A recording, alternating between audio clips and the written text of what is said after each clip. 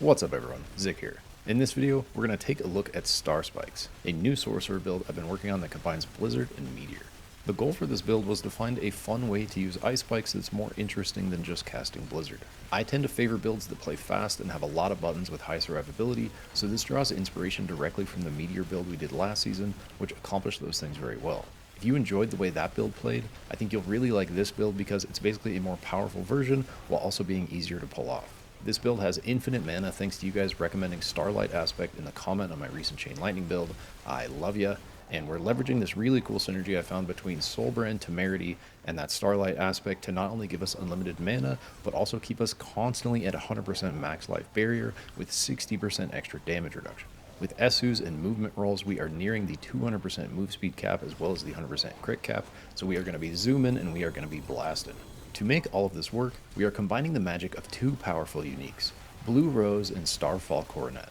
I got this completely insane Blue Rose drop, which was honestly another inspiration for this build. Sometimes when you get an item that's juicy enough, you just gotta make a build for it. And this is basically going to give us over 1000% additive damage to Ice Spikes in a single item, with a unique effect that gives us a 30% lucky hit chance to spawn additional Ice Spikes, and this chance is tripled to 90% if the target is frozen. But the real power of this item comes from the last affix, which gives all of our Ice Spikes a chance to explode twice, including the Ice Spikes we are getting from Blizzard with Glacial Aspect. I wanted to figure out a way for Ice Spikes to benefit from as many damage multipliers as possible. What if they were not only leveraging the typical cold multipliers like Hoarfrost and Icy Touch, but also burning crits from Devouring Blaze? What if we max out Glass Cannon and Elemental Dominance and multiply those with a bunch of stacks of Conjuration Mastery, and then use different elements of magic to take advantage of a fully stacked 80% Talrashas with 15% more from Elementalists, and then combine 5 more Glyph multipliers with the most powerful legendary nodes we have to get another 50% from Icefall and 60% from Frigid Fate. All of this, my friends, made possible by my favorite unique spell combo in the game, Meteor and the Starfall Coronet. This item accomplishes what few other uniques in the game can, which is completely transform the way you utilize the spell.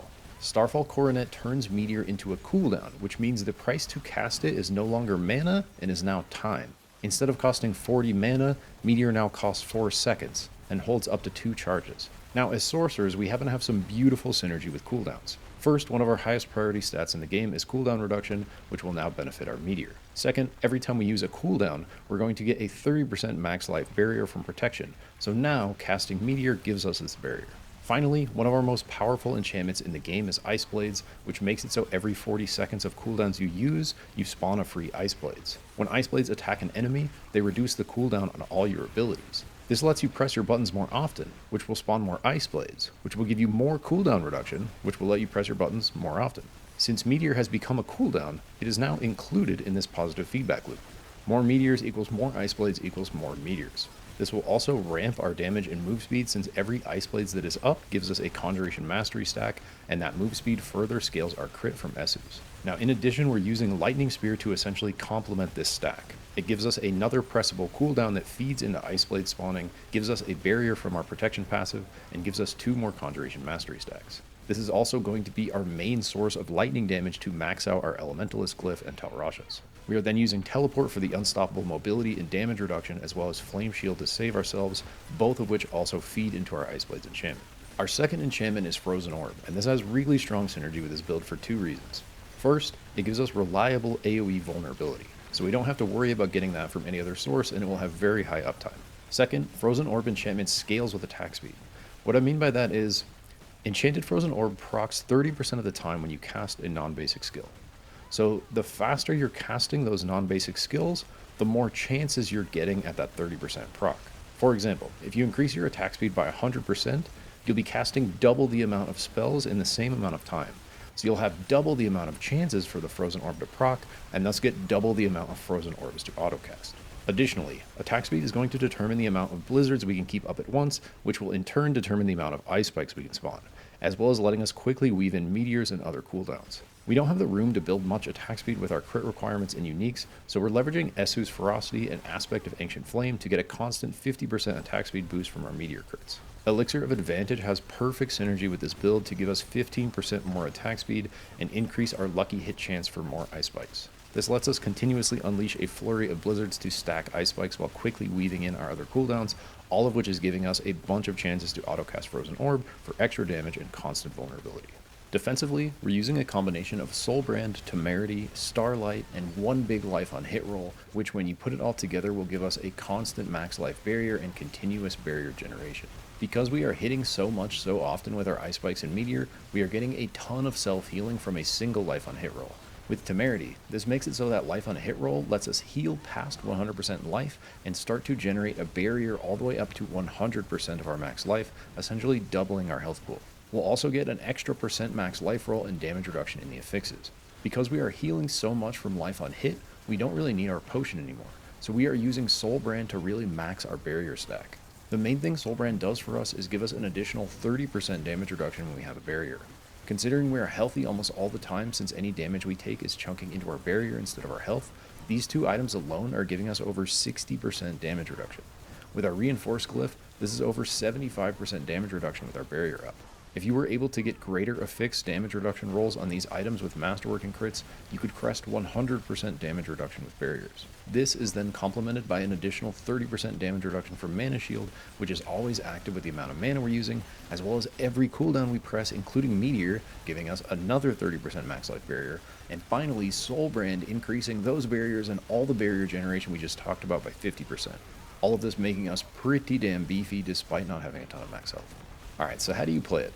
Compared to other builds where you're sort of just spamming an ability, this build is a little more tactical with how you want to set up your DPS. The number one thing you always want to be doing is holding or casting Blizzard, and if these Blizzards are hitting anything, this is going to give you your constant barrier generation as well as mana generation that we just discussed. When there's a lot of stuff on the screen, you're basically just holding down Blizzard. You want to be continuously casting Blizzard whenever you're not doing anything else. This leads us into what I call the crush window, which is where we follow up our Blizzards with a shitload of meteors. Basically what we want to do on any big mobs like groups of elites or the pink guys is cast 2 to 3 blizzards and then follow that up with a bunch of meteors. The idea is for the chill from your blizzard to get the mob frozen right as your meteors are falling from the sky.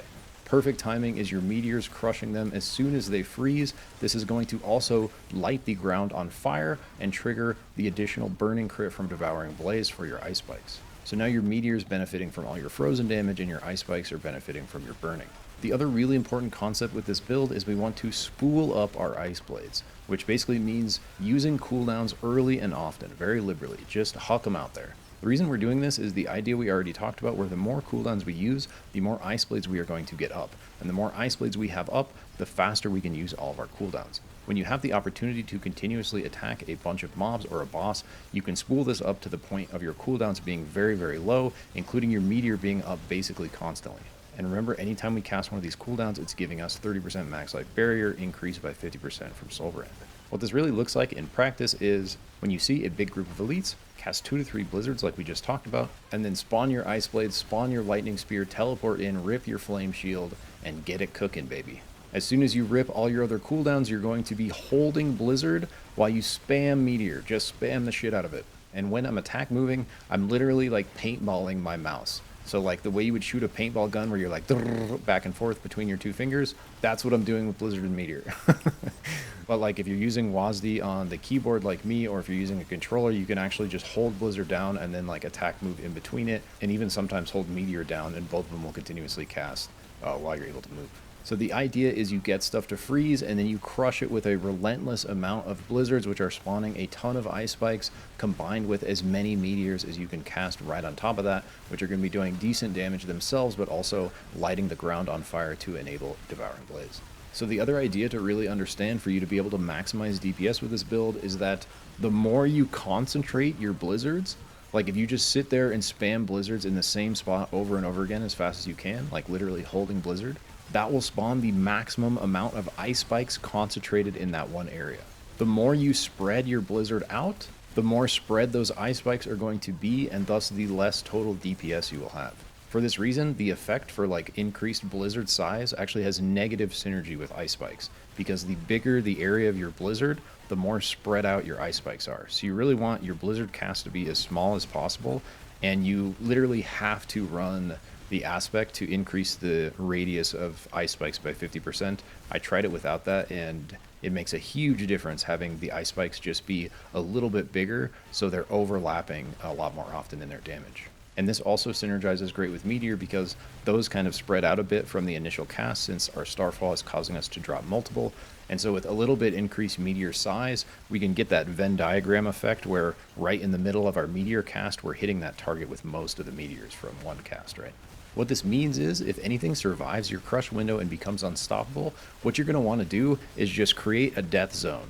And so you're just going to want to stack a bunch of blizzards and meteors on top of yourself and basically make it so anything that walks into there, so any unstoppable elites that are coming towards you, will just get crunched by that massive damage that's getting lined up. And you can move this death zone whenever you want. It's basically just like the longer you focus it in one area, the more your DPS is going to spool up. It's like this sort of delayed effect where once you've cast Blizzard like a bunch of times and your meteors are falling, you're going to get this ramping damage where all those ice spikes are overlapping. Bosses with this build are really easy if they don't move. And so when we get to the build limitations, I'm going to talk about why moving bosses are so annoying, specifically that Gelib the douche guy. But for all the reasons we just talked about, if bosses stand still, you can really maximize your DPS. And so most of the pit bosses are pretty chill. The most annoying one's going to be Den Mother. But basically, you literally just hold Blizzard, hold Meteor, and mash the shit out of all your buttons. And that's it, baby. And that's going to give you maximum barrier generation, maximum damage, max amount of ice blades, which is max conjuration mastery stacks, which is even more damage, even more move speed, which is going to scale your crit more. And so if you're doing that, you can soak literally any attack from any of the pit bosses perfectly fine. The only time you're going to start getting in trouble is if you're taking damage from the echoes and you're getting that debuff stack the same way tormented bosses work, right? And that's just going to make the boss's attack do increasing scaling damage with every stack. So all we have to do is dodge the echo attacks, and if we're actually patient and just hold our flame shield while using all of our other cooldowns, you can really just sit there in one spot, hold Meteor, hold Blizzard, spam all your buttons except hold flame shield, and use your flame shield when the echo shit happens, and bosses are easy. And you basically use this same exact idea on tormented bosses, but those guys are just going to sort of fall over once you get geared up. Now, talking about Infernal Hordes, I really enjoy the mobbing part of Infernal Hordes. I really dislike the boss fights of Infernal Hordes. That's just in general, with any build, to be honest. But specifically with this build, when you're doing higher tier Infernal Hordes, and this is really only applicable in like tier 7 or higher, right? In lower tiers, you're going to be just fine. They're going to die in not too long. You can just kill them in one stagger a lot of the time. But once you get to Infernal Horde tier 7, this Gelib the Flame guy has so much health and moves around so much that we can never get a consistent amount of ice spikes DPSing him, and so that just makes the fight take over twice as long and makes it feel incredibly annoying. Mobbing in Infernal Hordes is super fun because you can just like spread your Blizzard, and this is where that idea of a death zone really comes into play well, where you really just want to force stuff to come on top of you into your death zone that you're constantly just raining with ice spikes and meteors. And then when there's ranged mobs, you sort of try to move your death zone on top of the different range packs to maximize the amount of DPS you're pumping. The only time you should ever have any mana issues is when you're not hitting stuff with your ice spikes. And so the only time this really comes into play is when like bosses disappear, like Den Mother I was talking about, or bosses that move like that Gelib guy. If you're not hitting a consistent amount of your ice spikes, you're not getting the constant mana generation, and you're not getting the constant health generation that feeds into the barrier generation you need. When in doubt, guys, just hold Blizzard. Pretend you are Dairy Queen, Employee of the Year. You make one Blizzard every half second. While this build is a lot of fun, if you're looking for the most powerful build in the game, this is not it.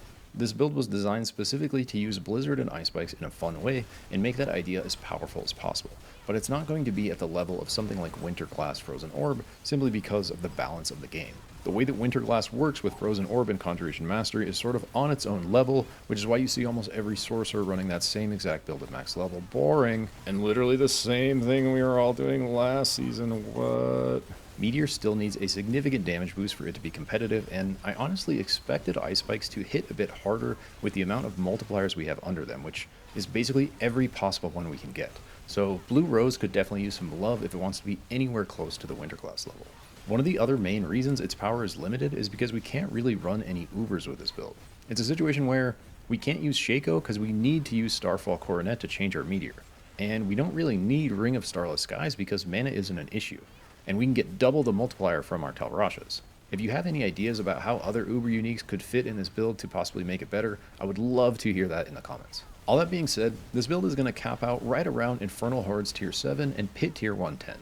You're going to absolutely crush all Tormented bosses, Nightmare tier 100, Helltide, and anything else in the overworld, no problem.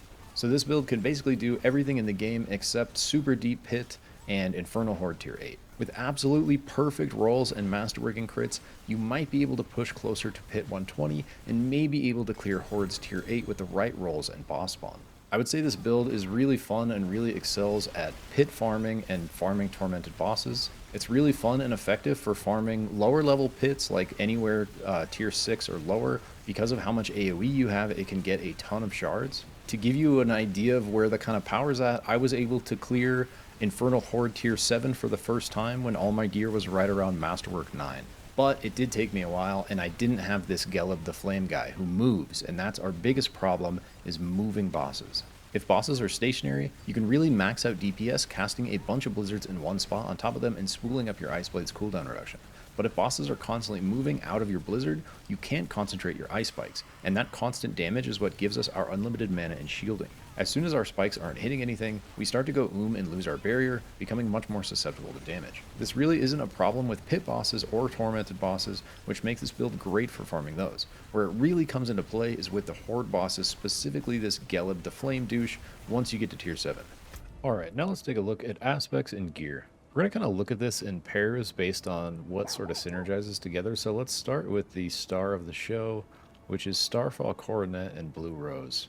Alright, so the most important thing for your Starfall Coronet is going to be a max roll on the cooldown for your meteor. So you want 4-second charges. And being able to cast it a bunch is what's going to help you spool up your Ice Blades. And once your Ice Blades are up, that's going to give you that like almost sub 1 second meteor recharge. As far as affixes on this go, honestly, all of them are pretty good. I think if you had to pick one as being the best, it'd probably be Ranks to Meteor. So if you could get one that was GA'd, I would probably go GA's greater affix. That's when there's that little star next to it, right? Like so on my Blue Rose, the Ice Spike damage and Ice Spikes are GA'd, which basically means they're like max rolled with a percentage higher, and so they scale better with masterworking, right? But probably my top priority GA would be Meteor, and then after that would probably be cooldown reduction, and then after that would be Intelligence, and then after that would be Meteor Size. And we're pairing this Meteor Size with a 1 Meteor Size on one of our weapons on our offhand. And we want basically just enough Meteor Size to create that like Venn diagram in the middle where a target in the middle of all of our meteors is taking damage by almost all the meteors. And so that seems to be somewhere around like the 50-60% meteor size range. So like right now I'm at close to like 70%. Yeah, 26% here and 43% here. Next is our Blue Rose, and this is just that insane Blue Rose drop that I got. Literally part of the reason why I made this build. I got this to drop and I was like, holy shit, I got to do something with Ice Spikes. Because I saw those are like the butter GAs. So yeah, if you had to pick 2 GAs for this ring, it would be those two. Ice Spikes Explode Twice probably being the most important one. Obviously, you want as close to a max roll on the Ice Spike damage you can get, but that's for additional Ice Spikes. That's not going to influence the damage of, you know, the Ice Spikes coming from your Blizzard, which is from Glacial Aspect. There's still Ice Spikes, but with like separate base damage. But you are going to be getting a bunch of these Ice Spikes from Lucky Hits, and so definitely worth having this as close to max roll on the unique effect as possible. I think when you're masterworking this, trying to hit Ice Spikes Explode Twice is highest prio, and then probably second prio would be Ice Spike damage, and then crit strike chance. Honestly, crit strike chance is pretty close with Ice Spike damage. That would be another good GA to have, and also good to hit. With masterworking, probably the worst one is just the base cold damage, but even that is still not that bad. So all the affix choices here also pretty good. I forgot to mention for masterworking on the Starfall Coronet, again, all these are good to hit. I think like in the ideal world, you want to hit Meteor till you get the max amount of ranks out of it that you can. And then I would say cooldown reduction and Intelligence are close seconds. You probably don't need to hit Meteor Size. Keep in mind, guys, I try a bunch of different builds, so just have gotten enough resources to masterwork this gear up, and it's not perfect. Like the masterworking crits are not perfect. The gear is not perfect. The perfect version will be shown in the build link. So if you want a reliable reference on what I think the exact priority of, you know, affixes and GAs and this kind of stuff should be, definitely check the build link for clarity. All right, so next up is going to be Soul Brand and Temerity. I think for Soul Brand, the most important thing, again, is max roll on the unique affix. So you really want as much damage reduction here as possible. So number 1 GA would probably be damage reduction. Number 2 GA would probably be max life. And that's the same with Masterwork and crits. So you want to try to hit damage reduction as your highest prio, and then max life as second prio. Barrier generation, not terrible. Potion capacity, don't really need it all. All right, and then Temerity, same thing. We want a max roll on the unique affix, which is going to let us get up to 100% max life barrier, and that's going to be very important for this build. On these pants, the highest prio affix would probably be max life. So first prio GA, try to get max life. Second prio would probably be this damage reduction while healthy. So if you can get a GA on either of those, and when you're masterworking, try to hit max life or damage reduction while healthy. The ones you want to avoid are healing received and this lucky hit chance, which aren't going to do much for you. All right, now taking a look at our second ring, which is Talrasha's. The affix options here are not crazy. Again, most important thing is the unique affix. You really want the max roll here. So the affixes on this ring don't really matter for shit. What you really need is an 80% multiplier roll. That's why we're using the ring, is for the 80% multiplier. This other stuff obviously helps, but that's what we're really after, okay? As far as GA and masterworking priority, I think the most important roll on this ring is cooldown reduction and lucky hit chance after that. And so if you can find a GA for cooldown reduction or a GA for lucky hit chance, both those would be really good. Masterworking, I would try to hit cooldown reduction first and then lucky hit chance after that. If you do hit non-physical damage or potent warding like I have here, not a big deal, still going to be good, but your highest value is probably going to come from cooldown reduction and then lucky hit. All right, now taking a look at our boots, which are Esu's Heirloom. These boots are just insane for the way they scale crit chance, making them super valuable for a ton of different builds. And we are pairing this with our necklace, which we're kind of going all in on move speed with. So that's really going to do a lot. You see we have 50% move speed on this necklace. That's going to do a lot to boost this crit chance. So let's see, current bonus 27%. If I take this off, we're at 10%. So the move speed on this necklace, not only am I moving 50% faster, which is really good with this build, we are also getting a free 17% crit chance from that. And that would be more if I had a max roll on this unique affix. I cannot find 40% Esus, man. It's crazy how many Esus I've seen drop, and I have not seen a 40% affix yet. And this is a similar thing where I would basically sacrifice all these affixes for just a 40% max roll on the unique affix. It's like that important for how much it's scaling crit chance. And if you had 40% here with a GA on movement speed, and then you hit that movement speed with masterworking crits, that's going to give you goated Esus, right? Because not only is that move speed going to let you move faster, that's also going to be scaled by the 40%. And so that's going to give you a ton of extra built-in crit there. And if you were able to get a GA movement speed and then hit it multiple times with masterworking, and then get a necklace like this where you have a GA move speed roll, and then you hit the GA move speed with masterworking, you would definitely be able to reach the 100% move speed cap.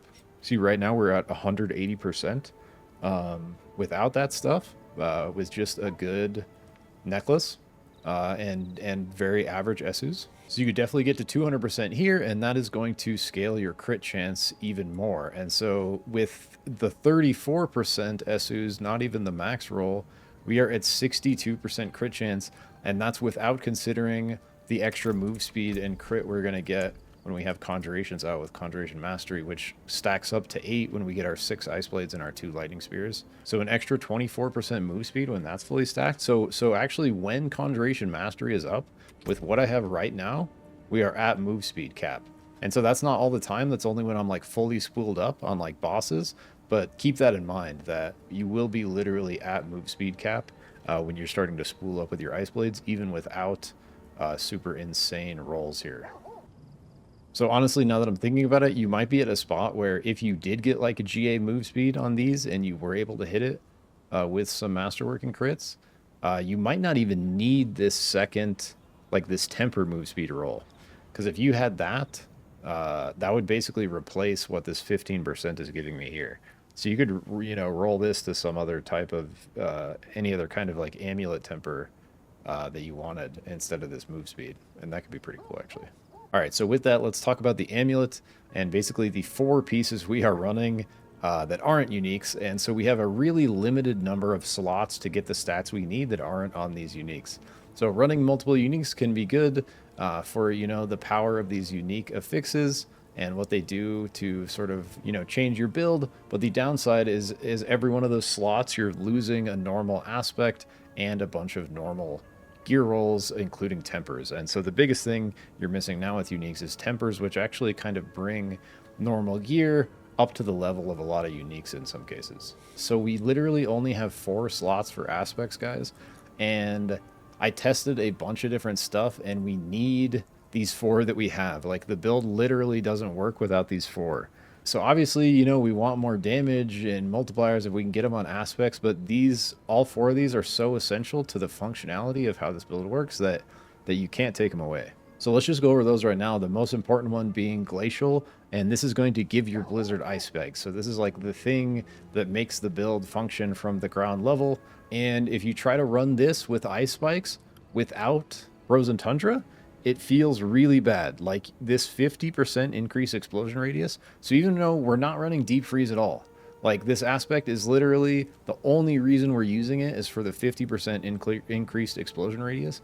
But that makes such a big difference in the amount of ice spikes that's actually hitting stuff from Blizzard, and especially with them proccing twice from our blue rose, that I tried like different multipliers here. You know, I tried Conceited, Storm Swell, like, you know, different ones that we would just be like big uptime on like standard multiplier, and they don't compare. Like, we need this explosion radius. And then right along with that is this 50% attack speed from Esu's, which is synergizing with Esu's Ferocity, what we're running for our key passive. And this is going to give us literally all of our attack speed. And so essential for pumping more blizzards per second, and each one of those blizzards producing new ice spikes. This 50% attack speed will result in many more ice spikes being formed. Because we basically have no room to build attack speed on our other gear, this just makes the build feel and play a lot more fluidly with the sort of pacing that everything's at.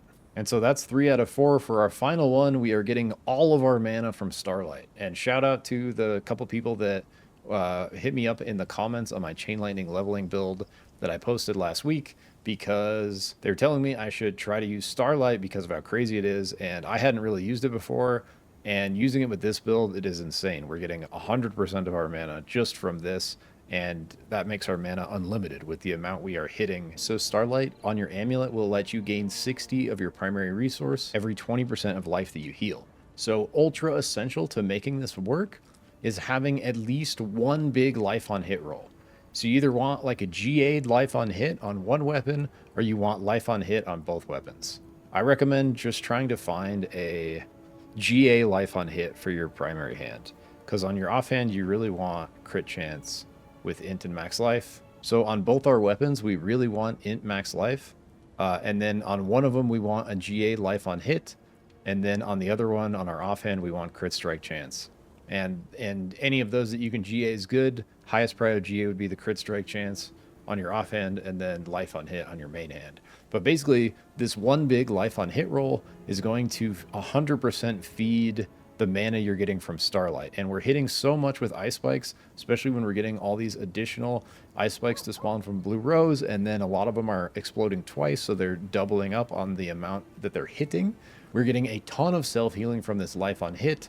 All of that's getting converted to mana from Starlight Choker. All of it's getting converted to Barrier from Temerity, up to 100% of our max health. So we're really at almost 40,000 max health when our Barrier is built up to 100%. And it also makes it so we don't need to use our healing potion anymore, so we can run something like Soulbrand to just get another 30% damage reduction, while a Barrier up with more damage reduction from Healthy and Barrier generation, max life, etc. All the good living stuff. So the most important affixes you want to try to find on your necklace are max life, percent intelligence, and movement speed. And the percent intelligence, you could also have attack speed, you could also have crit strike chance, and I think all 3 of those would be good, but I think the best necklace would be percent intelligence, max life, and movement speed. And I think if you had to GA one, it would be move speed, but only enough to what we were talking about with the Esu's, to where you're at the 200% move speed cap. And then after that, it would probably be just a tie between max life and intelligence for the second GA. And you really want to try to hit your GAs with masterworking in general. You're just going to get a bigger percentage increase when you hit a GA'd with masterworking than hitting like a normal one with masterworking, because the base is higher, so that's going to scale the percentage better. Like obviously on this, like if you look at my masterworking, I want to crit that top move speed, not this second move speed, but I reworked this one a couple times because I really wanted max life move speed on all of them, but I just couldn't get it, so we're just going to settle for this. The other super important thing on neck that you must get is warmth. Because you have so much stuff burning around you with Meteor, we're not building into that at all, but it's going to basically give you a max ranked warmth without having to move through any of these other skills. And that's going to do even more to feed into this constant barrier generation from Temerity Soulbrand that we're working.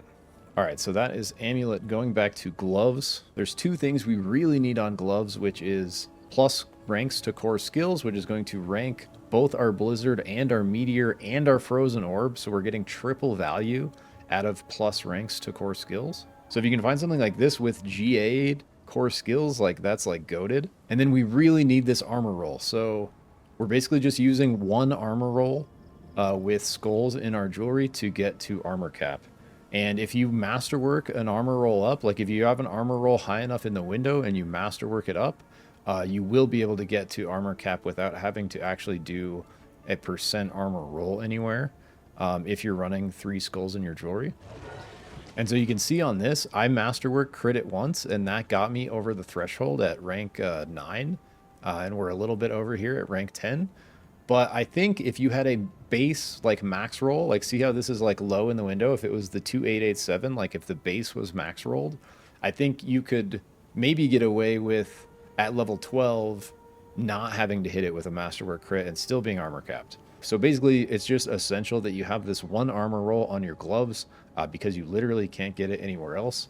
And that combined with the skulls in your jewelry once masterwork is going to get you to armor cap. Super important.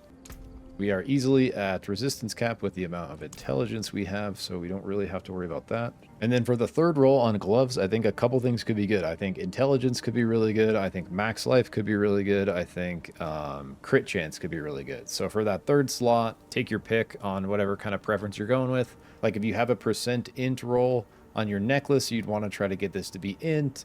If you're wanting to be a little beefier, you'd want it to be max life. If you were struggling to max out your crit, you'd want it to be crit chance, etc. Right? I really like the intelligence look, so honestly, in my opinion, these gloves are like close to perfect for me. And then for tempering, you want to get lucky hit chance to freeze, just going to give you that one lucky hit chance on all of your spells for additional freezing to happen. And remember with Blue Rose, we get triple this lucky hit effect on the ice spikes if shit's frozen. And so that's just going to... What that one roll does is let all of your spells have a chance to proc freeze, right? So now anything I cast has a lucky hit chance to give me a freeze instead of just my Blizzard or whatever. And then for the offensive temper roll, there's a couple things that could work. Crit damage could work. Vuln damage could work. Ice spike damage could work. I really like crit damage. I think in the end, when you're getting close to crit cap, crit damage is going to give you the most bang for your buck as far as additive damage value and uptime, like highest uptime.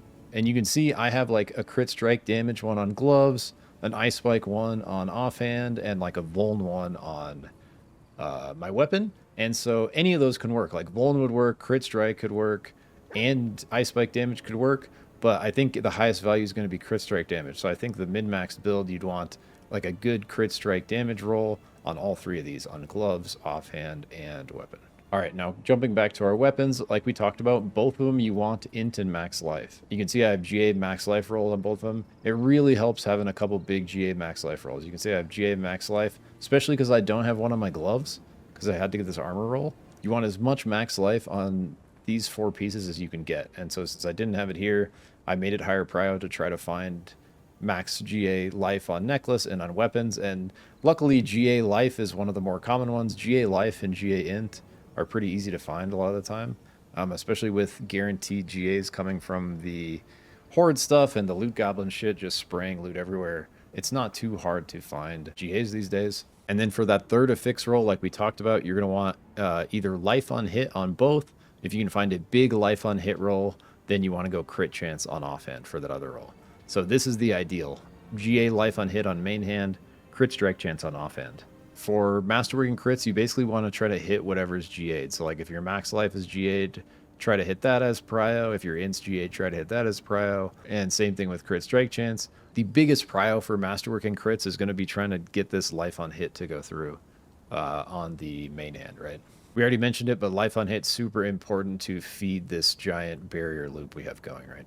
And then for tempers, we already talked about meteor size, and we talked about the offensive temper being able to be crit strike damage, ice spike damage, or vuln damage. And same thing goes here with that one. And then the last temper on here is we are just looking for a lucky hit roll for shadow or poison damage. And that's going to give us our 4th stack on Talrashas that we need to bring this to an 80% multiplier. And so just try to roll that for either of those. The amount of damage doesn't matter at all. We literally just need a single hit of shadow or poison, which is going to come through really quickly when we start combat. And that's going to give us this extra Talrasha stack. For gems, we already talked about jewelry with skulls and the armor thing. For weapons, for the same reason with this offensive temper roll, I think the ideal is actually going to be emerald. And I was running sapphire at first because I didn't have a super high scaled crit chance, but now that my crit chance is getting closer to the cap, I think you're going to get more value out of the green gem here, out of the emerald with the crit strike chance than you are out of the vulnerable damage from this one. So I think I'm actually going to switch those gems and have that in the build guide. That's just something that I haven't really thought about until right now at this moment. Like a min-max thing where the vuln was working good, but now I think there's a threshold. Like I think somewhere around like the 60 or 70% crit chance is where emerald is going to overtake sapphire as far as like total value in your weapon gems. I forget exactly what that number is or where I heard that. And then for our armor gems, we are going with topaz to give us 500 more intelligence, which is huge for our damage scaling. Also gives us that extra resistance so we don't have to worry about diamonds. Because we don't have a ton of opportunities for max health rolls like we talked about, you're not going to get a ton of value out of running rubies, and we don't really need that extra max health with this crazy barrier loop we have going with the life on hit, starlight, temerity, and soulbrand. So all right, that's my gear. Here's just like a quick look at my stats window. You can see we're like 13% over the resistance cap. And then here's kind of like all my additive right now with my Paragon board and everything. And you can see we're at 63% crit chance. That's going to scale by like 10% when we dodge. And it's also going to scale from Conjuration Mastery when we get some conjurations out and the move speed increasing from Esus. So, but the closer you have this to 100%, the higher your DPS is going to be. We have good vuln damage, we have good cold damage, and our biggest one doesn't show on here, which is ice spike damage. So we have 860% ice spike damage here with another 230 cold damage under it. So you're getting a huge amount of additive for your ice spikes on this one item alone. And then we also have a little bit of ice spike damage on our offhand, which we wish was crit chance, or crit damage, I mean. And we have good crit damage too, almost 600% crit damage. And then like we're at like 18.5 max life, and we have pretty good damage reduction rolling. Could be better, like I was talking about earlier, like if you could GA these 2 damage reduction rolls and then hit them with some masterworking crits, I think that would go a long way for our survivability. And then 180% move speed coming up on the move speed cap that we talked about. And don't really need any max mana or regeneration stuff because we're getting it all from Starlight. And yeah, we're at about 69% perfect meteor effect size number. Just want to reconfirm, guys, that this attack power number is completely useless. You should just completely ignore this number. It will lead you in the wrong direction. This has no bearing on how powerful you are. Okay. All right, baby, diving into skills. Let's check it out. Starting at the top, we just need 2 points to get to core skills because we're not using any basic. And getting Frozen Orb with Greater Frozen Orb, which is going to be our enchantment. So enchantments that we already talked about at the beginning, going to be Frozen Orb and Ice Blades enchantment. Starting it off with this Greater Frozen Orb, this is giving us 100% of our vulnerability with this build, and that's all happening automatically from those Frozen Orbs getting hucked out all the time. And then we are going 1 in Devastation just to get our 3 out of 3 in Elemental Dominance for that 12% multiplier, which is going to be active pretty much all the time. We have 5 extra ranks here from the core skills, a fix on our gloves, and we're not running any impotent warding, but we have some there from our Talrashas, which can't hurt. Then coming down to our defensives, we're just going 1 in Flame Shield with no upgrades. Then we are going Teleport down to Shimmering Teleport for the damage reduction and a little bit of move speed. So when you're in this build, guys, think about any move speed you're getting, also scaling your crit chance for Messus. So anytime you see move speed, consider also that crit scaling with that as well. 3 out of 3 in Glass Cannon. It hurts a little bit, but we need it. And then 1 in Elemental Attunement to give these a chance to reset. Coming down to our Conjuration tree, 1 in Ice Blades, 2 summoned Ice Blades for the cooldown reduction. And with our Ice Blades enchantment, that is a huge part of this build. We are going Lightning Spear to just the first upgrade to give us a double cast of it to help scale Conjuration Mastery. And so we want to go 3 of 3 Conjuration Mastery. This is going to get up to about 8 stacks when we have our 6 Ice Blades with our 2 Light Spears. So a lot of extra juice here. And again, the move speed scaling our crit. And then we're going 3 out of 3 in Precision Magic. We got a lot of stuff depending on lucky hit, including our extra Ice Spikes from Blue Rose, which is important. And then for our little defensive stack here, we're going 1 in Align the Elements, 3 in Protection. And this is going to give us all the juicy barriers from all of our abilities, including our Meteor. So we have 5 cooldowns that are generating barriers from that. The only thing that's not is Blizzard.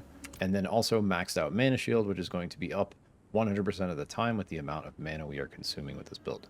And then coming down to our Mastery tree, we are going to have 5 ranks in all of these, again from our gloves. So like I talked about in the gear section, that plus to core skill affix on gloves, super important. Triple value because it's going to rank Frozen Orb, it's going to rank Blizzard, and it's going to rank Meteor.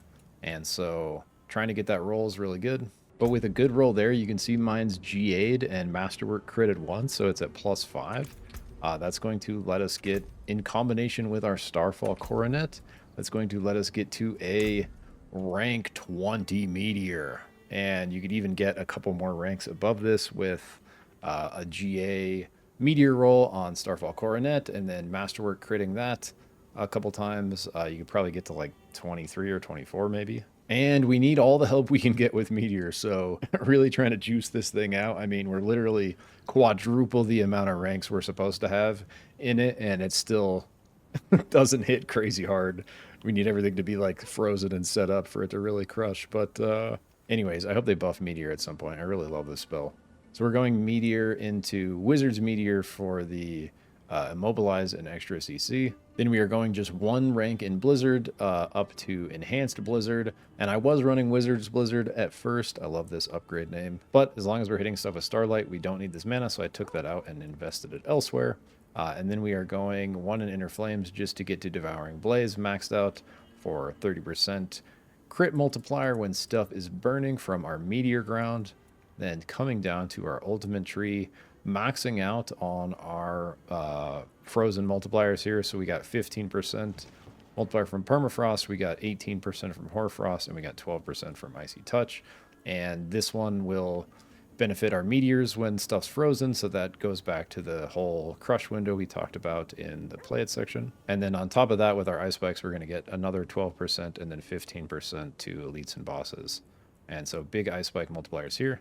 Then we're getting our 3 in Warmth from our necklace, which is actually pretty important for this build, and that's going to really lend to that constant barrier generation we were getting from Temerity and healing above 100%. So we're going to have a ton of stuff burning around us from our Meteor Ground, so trying to get those Warmth ranks on your necklace is going to be really, really worth it. And then finally ending with our key passive, which is Essu's Ferocity.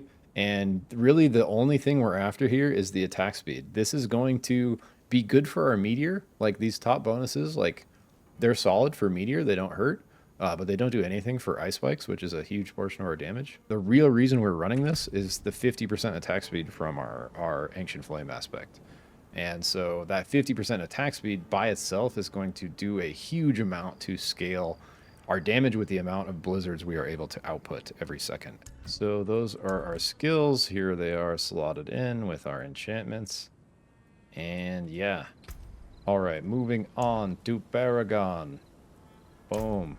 So I really enjoyed this structure that I landed on with my Chain Lightning build, Esidora's Conduit, which is basically my normal starting path going up through Enchantment Master. And then using this third board as like a split point where this is like our main build board that we're kind of invested in for whatever we're trying to make work. And then we path off of this board twice, and one path goes into our two corner boards for two more glyph slots, which Burning Instinct and Ceaseless Conduit are really good boards for that. And then we basically have two ending boards where we don't have to waste any more value pathing out of that board. So you can see here and here, I can kind of end the path mid-board without having to try to path through. And the cost of that is essentially pathing twice out of this third board. And this is going to give us 7 boards in total, along with 7 glyphs and 2 legendary nodes. So let's just start from the beginning and path through. Coming up here, getting this non-physical, then getting Elementalist here. And this is going to give us a 15% multiplier that's going to be up all the time. Getting just this 40 intelligence to bring it online, and then coming up here. I like to path this way, guys, because I literally favor this extra dex and int over this non-physical strength and will. And this is just a preference thing. You could path this way if you want. It's just a matter of which of these you prefer. I think the damage scaling we're getting from int and the extra crit chance we're getting from this dex is comparable to the additive we're getting from this non-physical. Really dealer's choice here, right? Which way you go up. And then coming up to my favorite starting board, Enchantment Master. So we're pathing through like we normally do over here and getting Destruction. And this is just going to give us another 12% multiplier, super strong, along with 107% additive when we crit, 106.9% to be precise. So pathing up, getting this non-physical and just enough dex to bring it online. Coming up here and getting Ruinous. I usually like to go deeper into here, and I was earlier, but you have to pull some stuff out at the very end to really min-max it for 7 glyphs. And so coming over to our third board, which is Icefall. So we're going to path up, grab the legendary node here, and we are going to also path down and socket in Unleash. And Unleash has specifically really good value in this spot. You can see the bonuses I'm getting from the magic nodes getting empowered. We're getting an extra 22% additive damage to chilled, but the biggest one is we're getting an extra 13% damage reduction from chilled, which is going to go quite a ways to our damage reduction stack. On top of that, we are getting an 8% multiplier basically for free. This is going to be active all the time because of how much mana we're spending, along with a bonus increased mana regen, which we don't really need other than when we are missing our blizzards. All right, and then pathing down into Frigid Fate board. So we're coming over, sneaking this extra damage reduction over here, and then coming down and slotting in Winter. And this is going to give us an extra 18% multiplier for our Ice Spikes. And again, sockets really nicely into here where the bonus to rare nodes is going to give us a little extra intelligence and vuln damage, 25 of each, certainly not bad. And then coming down, grabbing Frigid Fate, which is going to be easily maxed out at 60%. Huge, juicy multiplier that we really can't miss. And then finally coming down and scooping this extra bit of damage reduction here. And so we're going to end that path there. So this is going to be board number 4. And that's important to get like these bonuses online. See how there's 350 dex required there. See how all these are active because it's my 4th board. So from there, you want to path up at this little split here when we came up to get Icefall. And again, this is going to be 25% multiplier and then 50% if stuff's frozen. So really juicy one that we can't really pass up. And that's going to be for Ice Spikes only. That's not going to affect our meteor. But we're coming up from there, getting more damage reduction from chilled, and then pathing up into Burning Instinct, which we are just using as a corner board. So this is literally, if you have stuff that's burning in your build, this is a perfect corner board for a glyph spot and damage reduction for like any build. And even if you're not running burning, you just skip this damage reduction here, and it still has this really good damage reduction from elites. And then you can have this super efficient path to bring a dex glyph online and a pretty efficient path to bring an int glyph. I think it only takes 2 more points to bring a 40 int glyph online as well. So we are pathing through like this, and we are socketing in exploit here, another 10% multiplier and bonus 40% additive vuln damage. and then getting this extra damage reduction from burning. So we have an extra 10% damage reduction here, an extra like, what's that, like almost like 24% damage reduction over here. So we're getting like 34% damage reduction right here on this board for really, really easy. Even a little more here, like it's like 28% damage reduction. Anyways, pathing up and coming over to our, so this is our 5th board. Our 6th board is Ceaseless Conduit. Again, just using it as a corner board, and we are just pathing straight through here, trying to go on this super efficient dex path and slotting in Tactician. This is literally just for the 10% multiplier. We're not getting any bonus from like the bonus to rare nodes. We literally just want 25 dex to bring it online for this free 10%. And then coming down to our final board, which is Elemental Summoner. And I mentioned it in my last build, but this is just like a really good board to end on with a Will Glyph.